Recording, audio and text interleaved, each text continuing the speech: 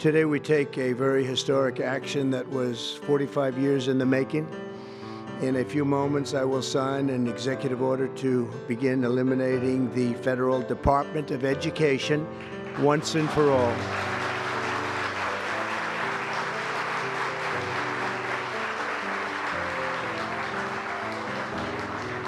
When President Carter created the Federal Education Department in 1979, it was opposed by members of his own cabinet, as well as the American Federation of Teachers, the New York Times editorial board, and the famed Democrat Senator Daniel Patrick Moynihan. History has proven them right, absolutely right. After 45 years, the United States spends more money on education by far than any other country, and spends likewise by far more money per pupil than any country, and it's not even close, but yet we rank near the bottom of the list in terms of success.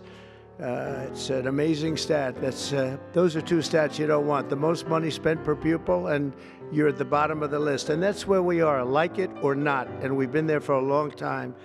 70% of 8th graders are not proficient in either reading or in math, 70%. 40% of 4th graders lack even basic reading skills, can't read. Students in our public elementary and middle schools score worse in reading today than when the department opened, by a lot. In Baltimore, 40% of the high schools have 0 students who can do basic mathematics.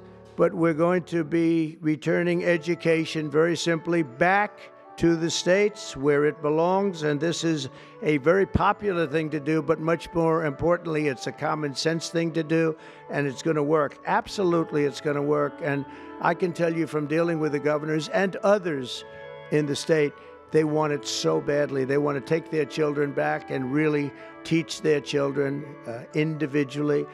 Probably the cost will be half, and the education will be maybe many, many times better. So we look forward to this. I want to just make one little personal statement. Teachers, to me, are among the most important people in this country, and we're going to take care of our teachers. And I don't care if they're in the union or not in the union. That doesn't matter.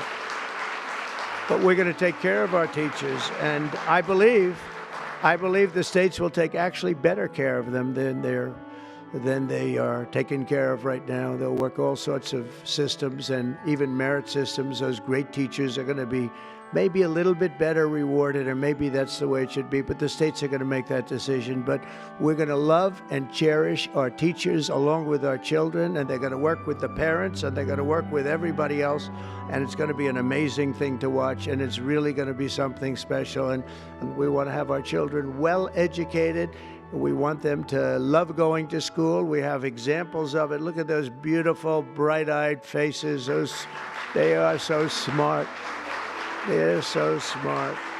And with that, I'm going to come down, and we're going to sign a very important document, and we're going to be on our way. People have wanted to do this for many, many years, for many, many decades. And I don't know, no president ever got around to doing it, but I'm getting around to doing it. So thank you very much.